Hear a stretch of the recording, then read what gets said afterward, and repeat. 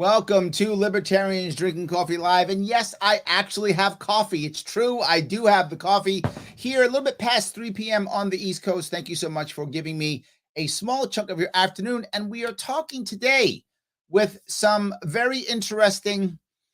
very interesting in the way they think about their own local government and the issues that they've had to deal with. And you know it's going to be a good show. I know it's going to be a good show. So why don't you already do the right thing? Click that like button. It does matter. Click it already. I don't care. It's going to be a good show. Click the like button so I can get past those algorithms that I have to get rid of all the time. Please help me out with that. In the meantime, I am bringing in a man who is very interesting and exciting. He is running for city council down in the great state of Florida. The man himself, Tub Rorabaugh. How are you? I'm well. Now, here's the thing. I understand what you did there. You said you had everybody like the show before I say anything and ruin it. So I see what you were doing. That's correct. Yes. Well played. Well played. All right. I was like, this guy is going to screw this all up. Yeah. So let me get my likes now before he screws this all up. Absolutely. Straight into the crapper from here. So absolutely. You're to like it up front, close it out when you have to worry about it. That's what I figured. You caught me. It's correct. Yes. Now, it is good to see you. I do not drink coffee. Am I still allowed to be here? You can, because at least one of us is. So it's fair fine. enough. And the other side, because I always tell people, like, I'm going to get kicked out of the Libertarian Party because I don't have a beard and I don't meme, and I don't meme either. So I'm like, exactly. We had a good minute and a half run. We almost made it. Yes. When you did the not meme, I was like, that's a bridge too far. That's it. And I truly think I'm going to pull myself out of the party because of it. Yeah, we're in trouble. But look, I do want to ask a question though here. That is, most libertarians are going to scream and yell about taxes. That's a big thing we scream about. And you do too. But at your core, you've said something that I really like. You said, we don't have a taxing problem. We have a spending problem. Tell me how that works on a local level, because we think about that on a big level always. But what about where you are? What does that mean? Okay, so I am a firm believer in the idea that people won't just stop spending money. If they have it, they're going to spend. That's kind of almost human nature. We kind of fall into that area. That's why your parents gave you an allowance, because they said you only have this much. And then you had to learn that only with this much, this is all I can spend. Okay. Yep. And so I say that government is not going to just stop spending money. They're going to have to be limited. They're going to have to say, hey, this is all I have to work with. And so the only way we're going to be able to do that is to remove some of the income that they have coming in. And like I said, it does tend to be a national level, but the same premise falls all the way down into the cities. It's the same thing, that if they're clearly taking in too much, if they have all of this money that they're able to spend. So at some point, and that's what I start telling people. I'm like, you know what? I says, here's the problem. Like, oh, we can spend it for this. Like, it's extra money. I'm like, hold on. Government's not supposed to have extra money, because they don't do anything. They just take it. So that means they're taking too much from us. Let's cut that back a little bit. Got it. So that, it's a different way of looking at it. It's a real different way of looking at it. Oh, James says just fine. Let's be very clear. They are taxing just fine. Like they're doing okay with grabbing their taxes. We need to cut back the spending. Okay.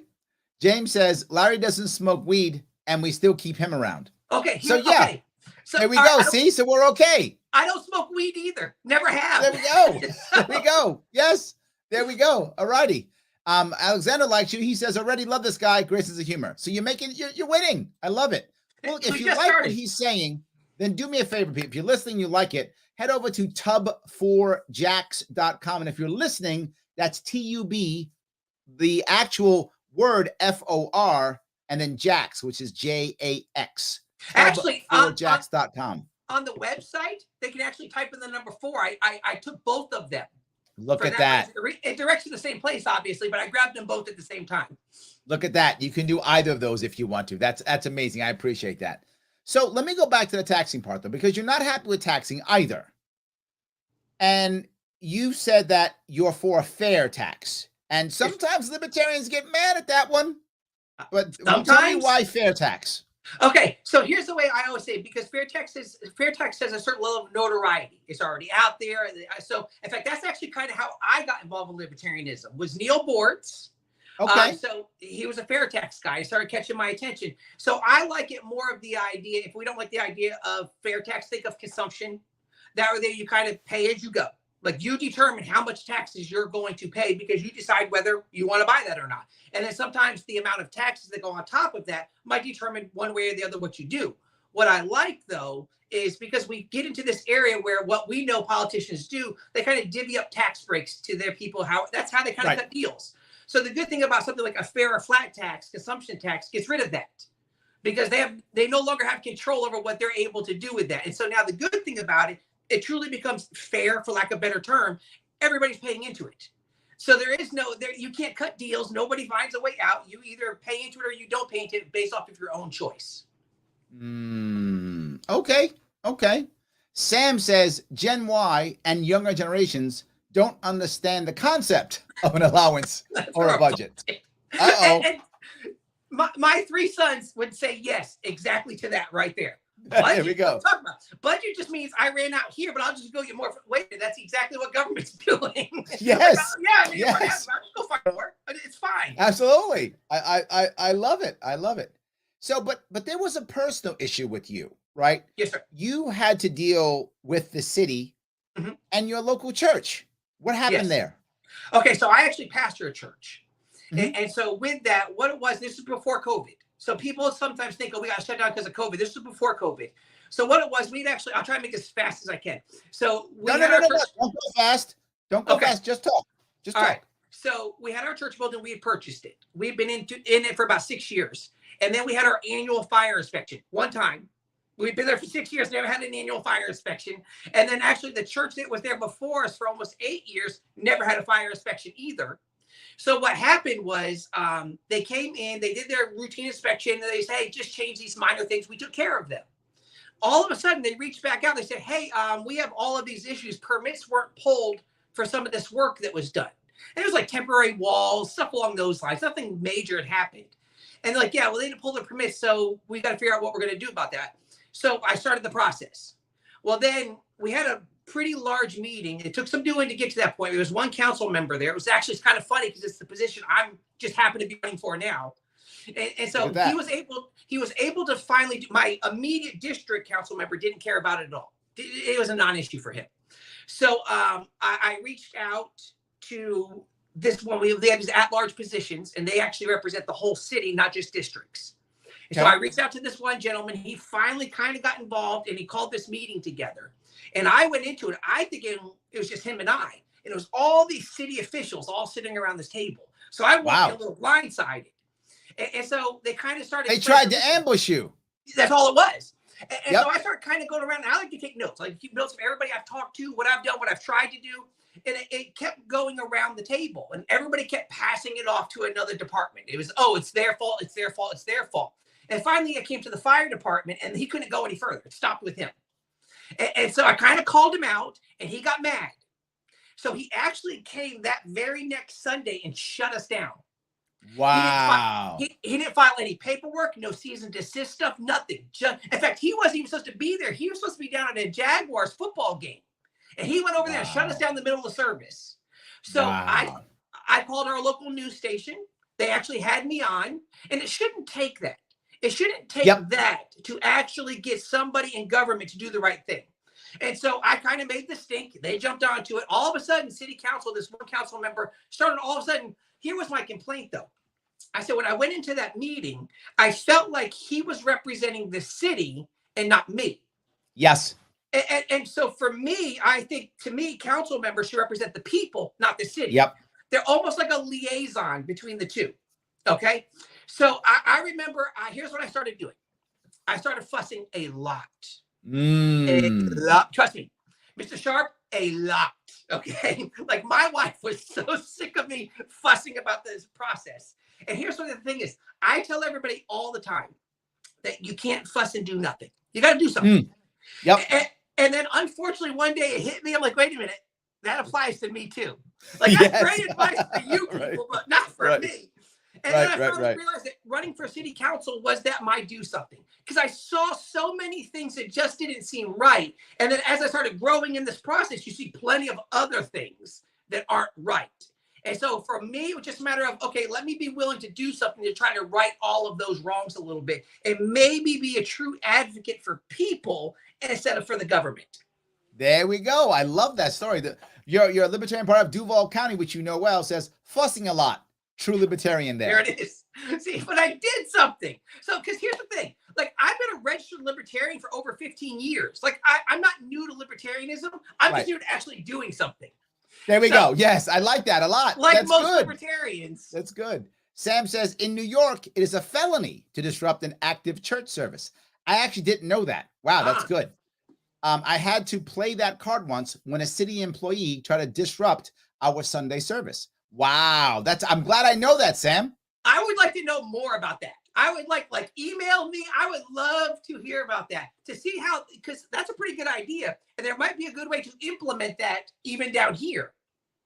And the thing is, so many times, this is the things that we have to do. We take these things and let's see how we can use them somewhere else. If they've already kind of done some of the work, take advantage of it. It's kind of the way I tell people in our church. If you go to another church because you're out of town or whatever, pay attention. See what you like about that church. See what maybe we could do here, because it might just work out for us also. So same premise as that right there. Hey, what do you have it's doing? What you've done with this? Tell me how maybe we can implement something like that down here. Because I have said that I won't have all of the answers, but I'm willing to have all of the conversations. Oh, I like that. That's great. I love it. I think that's amazing. So look, guys, if you like what Tub is saying is honesty, what he's saying, then head over to tub4jacks.com. Particularly if you live in Florida, and you know what, help him out. He could use the funds, right? He's running. So if you can give him some money, please do so. If you're in a spot where you can, now the thing is, remember, I know some of you like, I want to give Tub all my money. I know you do, but remember, don't get him in trouble. He can only take $1,000. It's the highest he can go. So for all of you want to give 10,000 to sell your house, don't do any of that. Just give Tub a little bit of money, particularly if you live in Florida. Head over there. If you can do a monthly, that's always nice. But a one-time hit's good. If you can do $10, $20, $100, whatever you can do, every little bit counts. He has a chance of making real impact. He's an honest man. Head on over there, give what you can. And if you're in his area and you're in a tough spot where you can't give, no worries. He needs volunteers also. He needs volunteers also. If you can't give cash, not all of us are in a spot where we can do it. I get that completely. He also needs volunteers. Head over to Tub4Jacks, reach out, help him out. He's running. His election's coming up soon. Tub, when's your election? March 21st. We have a unitary election then. Look at that. March. It's only 2 months away. 2 months away. It's time to help him out right now if you can. Now, you just said something, Tub, that I love. You just said, I don't have all the answers. I'm being honest. You've also said that what's bothering you, and I agree completely, is that it's almost like lying in politics is now okay. It's accepted. Like, yeah, he lied, and so what? Like, it's almost like if you don't lie, you're the weirdo. So with the issue that we just had with George Santos, that's more your area up there. That is my area. Yeah. Now, here's the thing. Like, I know that I'm originally from Connecticut. So I've been out to Long Island. Been across the bay, I know. Like, okay, so being from New London, on clear days, you can see out to Long Island across the Sound. Absolutely. So I get it. So anyway, so when his issue came up, now once again, parties, when it's on the other side, it's all wrong. But when it's on my side, it's okay. But that's ultimately, right, yes. There's this certain level of they've started accepting the idea that he's lied about things. I think he has true fraud when it comes to fundraising and stuff. I think there's real issues there. There is. Now, here's the thing. The problem was nobody's really that overly concerned about it. The other side complains a little bit, but they don't go too far because they understand they got them on their side too. So this idea of being disingenuous, lack of integrity has become fully acceptable in politics. Yes. And to me, that's unacceptable. You know what I'm saying? Because here's the thing, like I can usually tolerate a lot of things, but a liar changes things. Yes.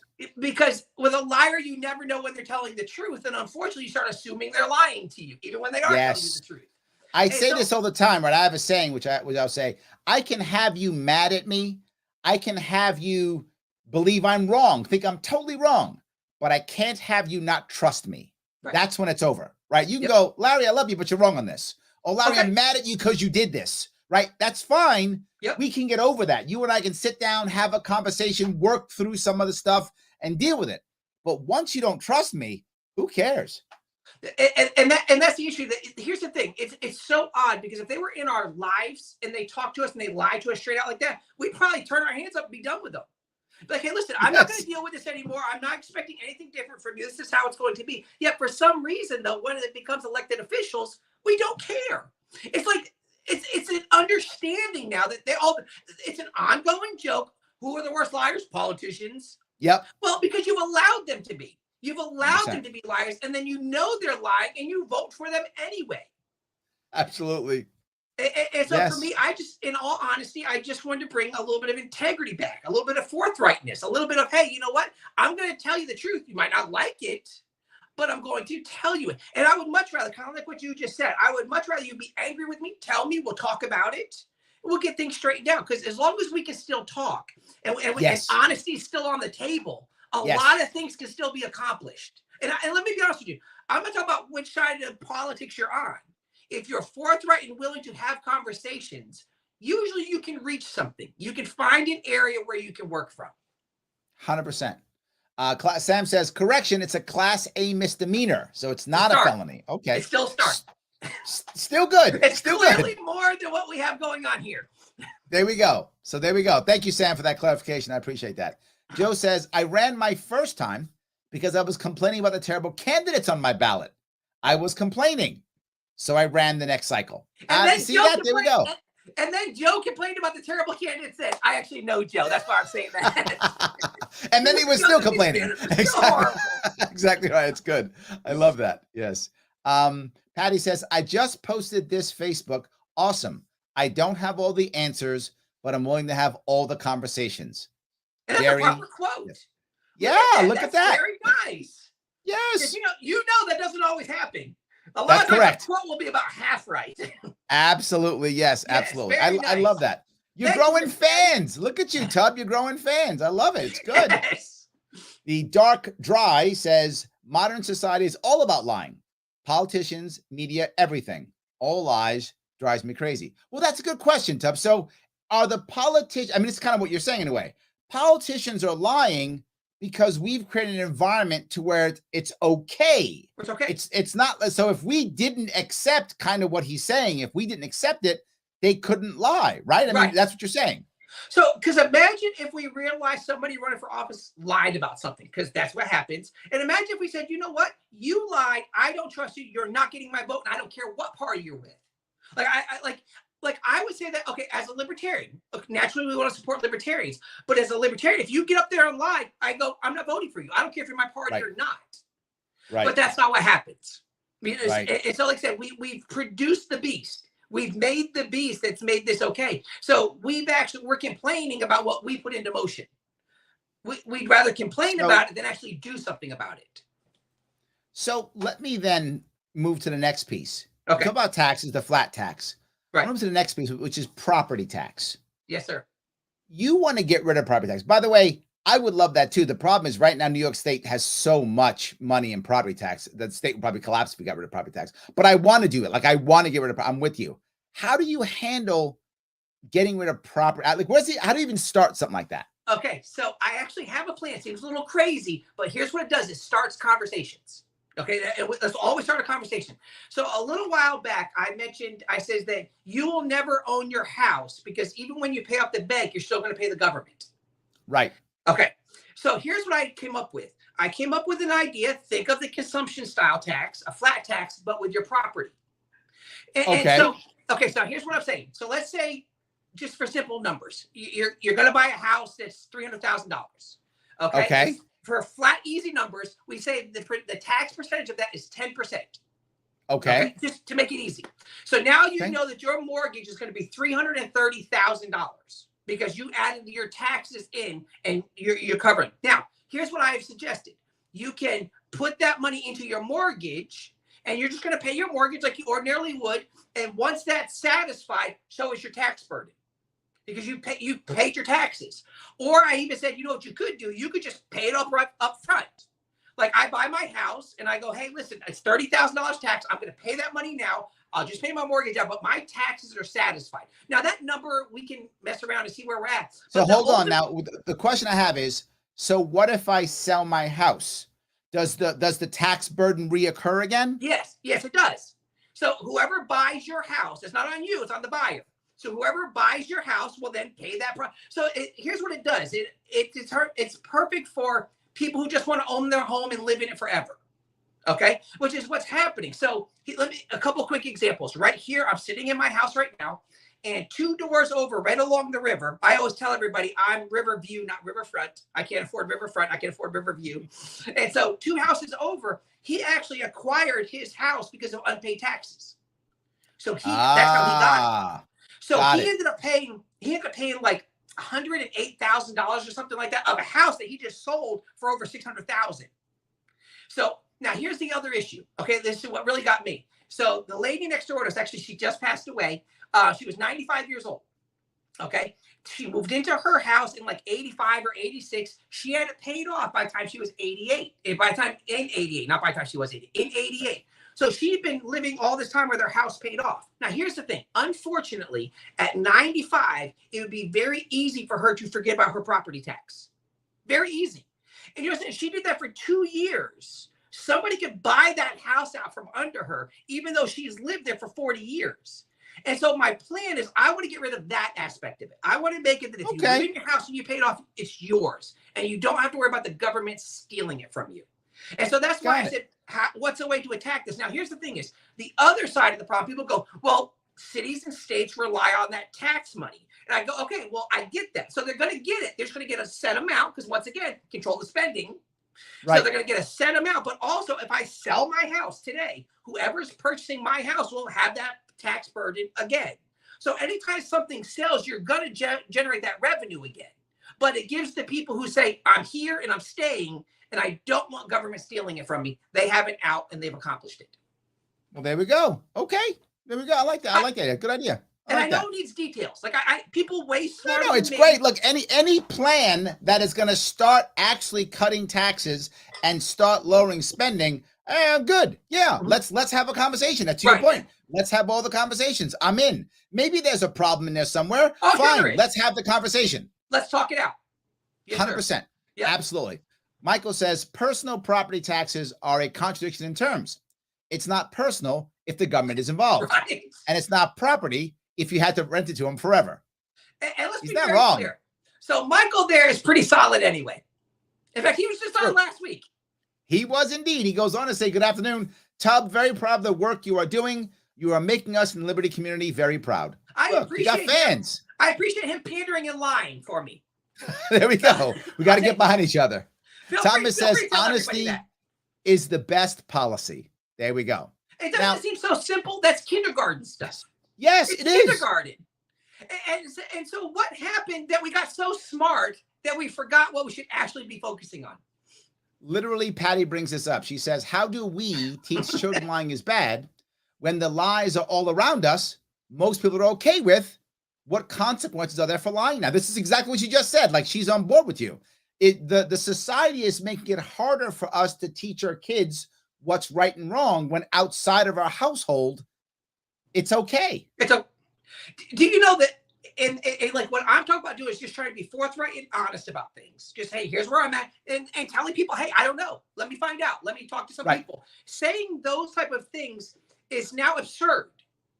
Like, it's almost like they prefer you lie to them than say, hey, I don't know something, or hey, this is what I think, even though you don't like it. It's almost like they've preferred the lie because people would rather be appeased sometimes than to hear the real truth about things.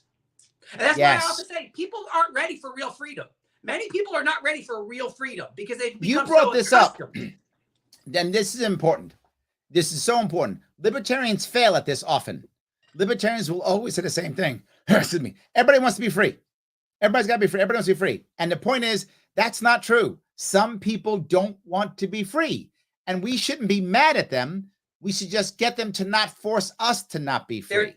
There it is. If they want to do whatever the government tells them, if they want to follow every government, rule or regulation, whatever, they want to follow whatever some guy or some gal says, or that talking head on TV, let them. It's fine. No worries. Just leave me alone. But how do we make that work? Like, how do we really say, okay, you can be as controlled by government as much as you want, but I don't? Like, there's no way to appease. There's no way for that to truly work together. There is.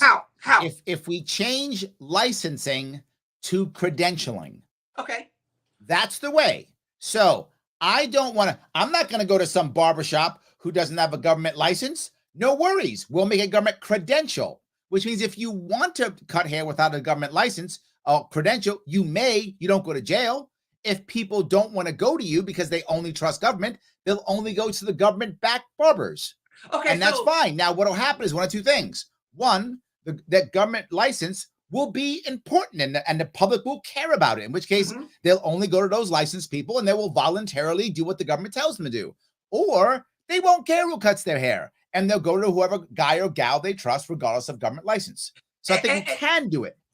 And then they have to understand, the government has to understand that those people have a right to go to that other place. Yes. And that becomes correct. So here's what's funny. Okay, so this was actually one of the things that I mentioned in the past. So I go in, and naturally down here, somebody who cuts hair, they have to have a license. Yep. And so an occupational license. And so one day now I go every 2 weeks and I get my hair cut. I go to the same person because that's how it ought to be done. I'm not an animal. And so that's correct. Yes, I agree. So I go to the same person. And so a little while back, I asked her thing is up above her booth there. I said, hey, what's that for? She goes, that's so I can cut hair. I said, so wait a minute. I said, would you know how to cut hair without that? She goes, well, yeah. I said, so the people who come in and tell you have to have that, do they know how to cut hair? She goes, no, they never know. She goes, I have to explain to them what they're looking for. I said, has there ever been a person who came in here and says, you cannot cut my hair unless you have one of those? She goes, that's never happened. I said, so why do you have that? And so then all of a sudden this conversation started happening. And the lady who runs the booth next to her kind of chimed in like, but what about heart surgeons? I'm like, whoa, hang on. Because that's always what it turns into. I'm like, hang on. Can we agree that there's a difference between a lady cutting hair and a heart surgeon? Not the same. You're not equal. Okay. Well, have you ever heard my saying on this? I always say, here's the rule. Would you ask your friend to do it? There you go. That's the rule. Would you ask your friend to cut your hair? You might. Yeah, I'm in trouble. Give me a quick haircut. You might. So why do we need a license? Would I ask my friend to perform open heart surgery? Probably no, not. I wouldn't. No. Get a license. I'm going to check some schooling. I want to see what's going on inside of this. And so when I asked them, I said, hey, so does that license and schooling, does that make everybody give good haircuts after that? They go, no, they still have bad haircuts. I said, so what's the point? Yep. So what is the point of somebody who doesn't know how to do what you do? They're going to come in and tell you how to do it. And if you have to tell them that they're telling you wrong, they still get to shut you down. Yep. Like, it's absurd. And so here's what happened. Now, the lady I had the conversation with, she's pretty diehard Trump Republican. And so it was okay. She's having the conversation. Everything's good. Here's what I liked about it. The next time I came in, she starts the conversation with, hey, if we didn't have this, how could we do this? There, you're winning. You're winning. Yes. And you are so winning. That's the start of the conversation. And then here's what I tell people. I say, you know what you do then? You go to people who know it and get their input. Okay. Absolutely. She knows it. Get her input on how's the best way to handle this. And then it does 100%. Fall into, we'll police each other. Yep. Like the people who care will police each other. And they'll be like, hey, you know what? You probably don't want to go to that person. They don't do this or they don't do that. And there's this crazy thing that the market might just figure it out. What? Crazy. Wait a minute. So wait a minute. Are you telling me the government doesn't have the answer for everything? What? No, that's not what I said. That's not what I said. I can't believe that to be true. Oh my God. Oh my God. That's good. Dave says, Larry, we tolerate lying by our politicians as long as they are from our party. Republicans tolerate lying from Representative Santos. Democrats tolerate lying from Hillary. He's not wrong on that one. That's why we're better than them. We're libertarians, Dave. We're actually better than them. That's the reason why. I love that. DL says, they won't have to worry about government stealing it from you. Great choice of words. You're right. If someone has a home and they want to live there, they don't have to worry about it. I think that's true. I agree completely with that. That's a great way of looking at things. So let me move, if I could, though, to your overall arching idea, which is we should be defaulting to freedom. Yes. Why did you pick that phrase to kind of be your tag phrase? Because it's horrible. Okay. No, there we go. Here's what it is. Because it's not catchy like a bunch of the other ones are. They have the right. And I look, I says, here's the thing. If you want to know where I'm coming from, I'm going to default to freedom. I'm going to follow. Whatever it is we're talking about, assume I'm going to go to freedom first, and then we'll walk back from there. Okay. And so that's why I'm defaulting to freedom, that no matter what it is, I'm going to try to make you personally free. And then, so here's what happens. It's not like I'm going to walk a party line. I'm not going to walk a government line. I'm going to default to what's best for the individual, for your freedom and my freedom. And that's where we're going to start. Because I like it. I think we lose a lot inside of parties and inside government. I think that, once again, parties, they become loyal to a party before they do the people. Yep. And then they'll become loyal to the office. Yes. Like, they got to protect my office. I got to protect my group. And then here's what happens. When it comes time to protect government, Republicans and Democrats will protect each other. Let's be very clear that when it's time to attack office, they'll circle the wagons together.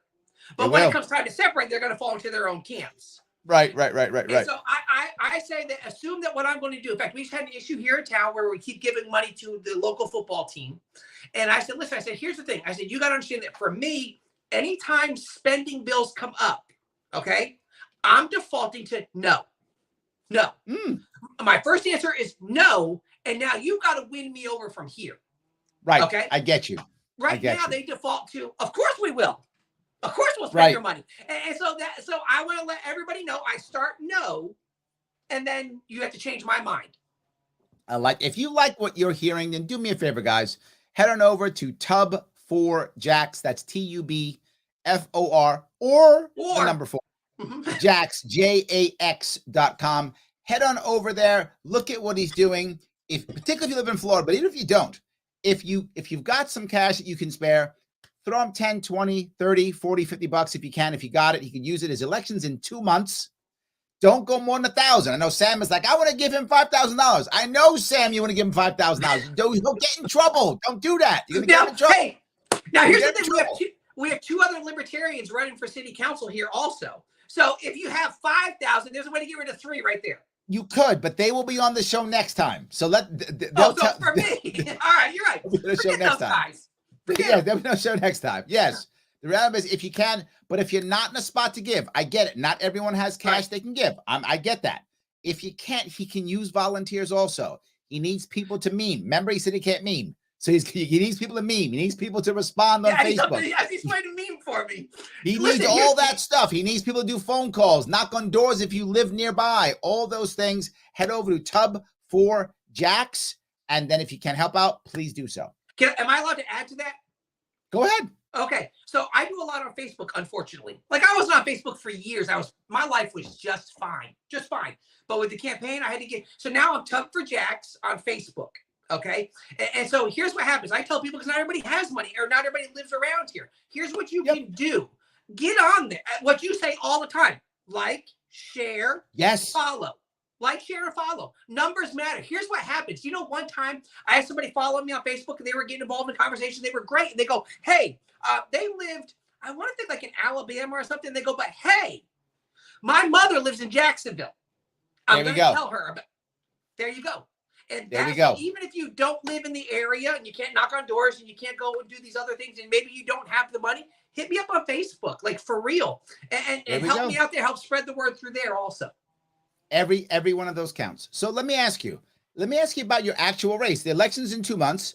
What's your race look like? Is this a race where it's a heavy partisan race? Are there Democrats, Republicans involved? Is it just you? What's your race look like?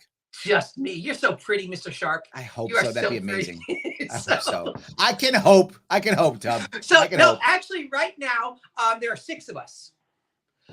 There are 2 Republicans, 2 Democrats, a non-party, and myself.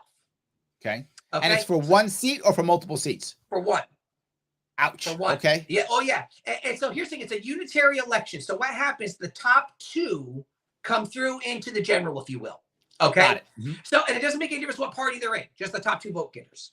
Okay. Gotcha. So here's the thing. There's a little bit of strategy in what I'm doing here. As stupid as this sounds, there's strategy and a plan. So I have to get just enough attention to get votes. And I have to stay just under the radar enough that the Republicans and Democrats don't care about me. They're not paying me much attention. Because here's the beauty of it. By having 2 of each, they got to go after each other. So if they start splintering off at all, that gives me the freedom to kind of find my way in here, because the other non-party affiliate guy, who's a really nice guy, I've met him a few times. He's run in the past few times. He's not very political. I think he promotes his business gives him a good time to promote his business while he's doing it. Really nice, like a really nice guy though. And so like I look at that, so I'm looking at this, I go, you know what? If we can play this right, there is a way to get past the unitary election. Wow. And so it can be done. That's now, great. let's be very clear. This is a big ask, okay? Because you got to understand that just this past week, Jacksonville hit 1 million people, okay? And so now my position represents the whole city. So I would be representing, so I'm citywide ballot, okay? So by having that there, we have roughly, in fact, I just qualified, was it yesterday, day before yesterday, I qualified. So I'm good for the ballot. I'm already on. Nice. So I was sitting in their office and I realized they kind of update their sign based on voters. And there's 655,499 or something like that active voters. Active.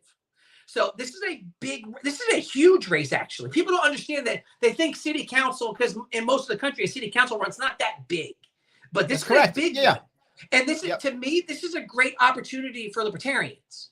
That this is a great opportunity for us to get our word out there, and they can go, hey, wait a minute, this is a big The funny part, you just said that New York City being the largest city in the entire country, our city council races aren't at large, they're local. So yours is actually larger than a New York City council race. So so here's what we have.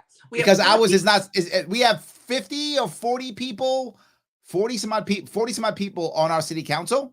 Okay. 40 some odd people. So divided by 8 million. Right? That's not much. That's not much representation. Yeah, it's less. You actually have a bigger election than a New York City council person. We have 19 seats. 14 of them are individual districts. They fall into your little areas, and they're smaller, and stuff along those lines. And then there's 5 that when they incorporated the whole city, when they brought all of the little areas around and incorporated them all together. So they made these 5 at-large positions. And so, like I said, so we have 19 total, and 5 of us represent the whole city. The beauty of this, and a lot of people don't realize, so if you don't like what you're getting from your district council member, which trust me, it happens. So if you can call the at-large. Yes, because here's what happens. They're typical district members, and they go, well, it's not my district, so I'm not really going to say or do too much. And that's their cop-out. Well, the beauty of it is at-large positions can't say that. Right. You are in their district. And a lot of people, here's what happens. People in town and the people in these offices now, they never share that information. They never share. I had to find out the hard way when I was trying to find somebody to actually help me with. I like that. Issue. And so I try to make it very clear. Everybody I talk to, I will tell them, hey, listen, you can always use your 5 at large, and it doesn't make any difference where they are. So there's a chance of you to actually get into to win this thing and get into the actual election. I love that. That's amazing. That is so good. I don't want. Here's what happens. I don't want to make this sound too easy and amp it up. Like, hey, look at us. We're going to win this one. Because here's what happens. I've fallen into the libertarian trap.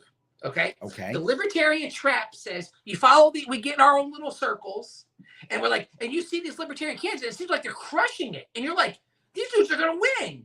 And then all of a sudden, election day comes, and they get 2%. Yeah. And you're like, wait a minute. You seem like you were doing something. So I've tried to be realistic about this. And yes, we are gaining a lot of traction. The people. Hold on. Tup, I'm on your side here completely. So all I'm saying is, I get what you're saying completely. Okay. All right. That you're telling me there's that there is actually a chance of you getting into the election will be on in November. Then the regular election will be in November. Then it goes into June. Okay. So there's an actual chance you could be on the ballot in June. That could actually happen. Yes, sir. That's amazing. That's good. Because my next question was, if you don't actually win, do you have another way of measuring victory? Clearly, getting into that would be one great win, even if you don't win the election. Right. Just getting on that, a 2-way race in Jacksonville with Libertarian would be a win in itself. Yes, absolutely, that's a win. But let's say you don't make that. The stars on the line, and you don't get into the main election in June. Is there another way that you would define a win? And here's the thing, so you want the political answer? Because political answers. No, I want your answer, not your answer. Do you find the win? The truth is this: if we can make a showing where people, and I'm not putting a number on it. Honestly, I'm not putting a number on it. But if we can make something where we start getting inroads with our conversations. Let me be honest, because all this other stuff's been a lie. So let me be honest, is that in all honesty, that here's the thing. If we can become big enough in our voice that the Republicans and Democrats cannot just dismiss us. That now they have to include us. So here's what happened. There's a gentleman that I'm running against. He's a Republican. Really nice guy. We've met. And here's what I told him. I said to him straight out, I said, here's what happens. I said, if you win and I don't get in and you're in office, here's what I would like from you. He goes, what? I said, when you're in office for about 6 months, I want you to go, you know what? Tubb had this one really great idea. I'm going to call him in because I want to see about getting involved in making this happen. And I says, that right there can also be a win. That when they have to include what we're saying, when we can shift the conversation enough, because, and here's the other side of this. What we're trying to do with it being such a big run, we are trying to clear the way, not for Tubb, but for whoever comes behind Tubb. That just maybe if we can be effective and clear some of the runway off a little bit, that way there, whoever comes behind us doesn't have to do all of this heavy lifting, the heavy explaining who are libertarians, what are you craziness got going on, that they can walk in with some of this understanding already in place. That's a win. Got it. I love it. Guys, if you like what he's talking about, head on over to tub4jax.com and support him any way you can. If you're on Facebook, if you're watching this on Facebook, head over to Tub4Jax on his Facebook page. Go over there, follow, and do a bunch of liking and commenting so that he can grow his Facebook. It's important. Do that if you can, right? Support any way you can. If you have cash, please give a couple bucks if you can. You can give 10, 20, 30 bucks. If you're doing well, give 500 bucks if you're doing well. I hope you are, right? But if you're not, no worries. Give what you can. If you can't give, he still needs volunteers. Yes. Right? He needs people. He said he can't meme for him, click the likes and share and all the things. He does. And if you live near him, if you live in Jacksonville, he needs door knockers. He needs all those people. He needs phone bankers. He needs people to help.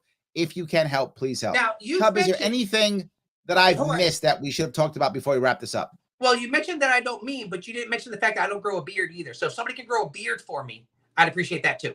All right. That would also work. That would also work. Either one. So I don't get kicked out of the party. I got an honorary beard over here. So there we go. I like it. It's very good. So, guys, I want to say thank you so much for watching the show today. I appreciate it. Again, Tub4Jax. His election is in March. So if you can help him out, please do so. Tubb, thank you for coming. I appreciate you coming today. Thank you. Absolutely, guys. I will see you all